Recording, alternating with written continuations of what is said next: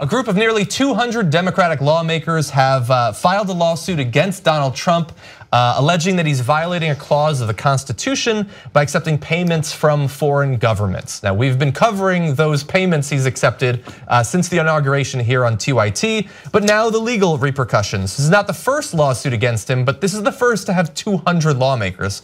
It includes 30 senators and 166 members of the House of Representatives as of right now, although I wouldn't be surprised if that swelled in the next few weeks. In case you're not familiar with the Emoluments clause of the Constitution, because you're a regular person, it prohibits the US president from receiving, quote, any present, emolument, office, or title of any kind whatever from a foreign government or its dignitaries without the express consent of Congress. It's based on this ridiculous notion that the president shouldn't be getting bribed by foreign dignitaries. Just by corporations in the United States. Exactly, well, the president and everyone else. Right. It's a level playing field, leveled with money. Right. So now let's talk about a couple of the things that theoretically could indicate that he has violated this clause. Trump's new downtown DC hotel has hosted embassy events for Azerbaijan and Kuwait, who switched to the Trump hotel from their original booking at the Four Seasons.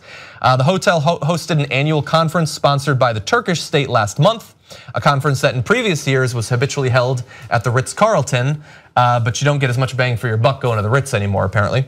A Saudi-backed lobbying campaign spent around $270,000 at the hotel for lodging and catering costs. What? And by the way, and this is something that Abby alluded to earlier on the show, Trump was recently granted a long-coveted trademark by the Chinese government. It's the result of a 10-year legal battle that turned his way after he became the Republican nominee for president, oddly enough. That's one trademark. There have literally been dozens given to the Trump organization since then. Now, we can't say in all of those cases that they wouldn't have gotten them otherwise, including a couple that came about just a day or two ago. But it is possible that that was involved in it. But as I said, there are multiple legal cases against him, basically all around the same topic. But the difference is that not every group that's lodging these lawsuits has the same standing to claim that they've been damaged by him receiving these foreign payments. But what's interesting is the way that the Democratic representatives and senators are claiming that. Jerry Nadler, who's a Democrat of New York, says, we are injured by being denied our right to vote on this. That's our standing, because in that description I gave you, it says that Congress can theoretically give him permission to accept payments. But in all of these cases, they were not advised, which theoretically harms them.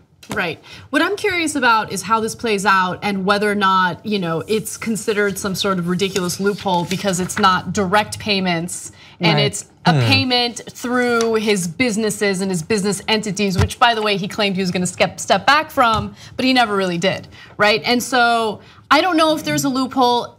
I have to be honest with you, I feel as though this isn't gonna materialize into anything because Trump seems to be a little untouchable. It doesn't matter, how much nepotism is involved in the White House. It doesn't matter how much conflict of interest is involved in what he's doing. People seem to continuously give him a pass.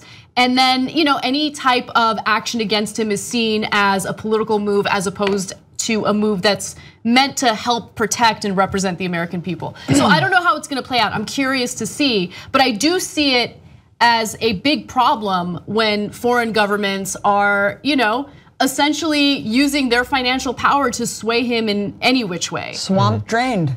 I mean, the whole thing, I think it is foreign swamps myself. I think it is symbolic, and also the impeachment. I mean, you have to have a majority to push this through, right? So I think in a way it is symbolic, but this also goes back to the horrible messaging of the Democratic Party because you're focusing on something that actually Americans don't really care about. I mean, they've proven that they don't care about the tax returns and they don't care about the fact that Trump is a bona fide brand that has conflicts of interest all over the fucking world. I mean, they voted him in for president. So I think that this, I never understood how he was able to legally run based on his conflicts. I never really understood that. So this is kind of like, all right, too little too late to try to do something about this. Maybe, I mean, we'll see. I agree that people seem, in certain aspects of his life, they are incredibly willing to forgive anything, grab him by the pussy and stuff like that, his personal stuff, also his business stuff.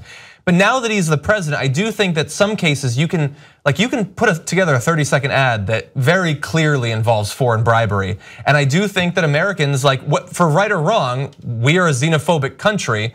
And it's possible that sort of thing would trigger, even amongst some people who theoretically are part of his base, an idea that I don't really like him being influenced by the Saudis. Isn't that a little bit weird? I know what you're thinking. Cenk, What do I get if I'm a Young Turks member? Well, I'm glad you asked. Not only do you get the whole 2-hour show on demand anytime you want, ad-free, but you get 6 podcasts on top. What are they? Join up, find out, they're amazing. You're gonna love these shows. TYTnetwork.com/join.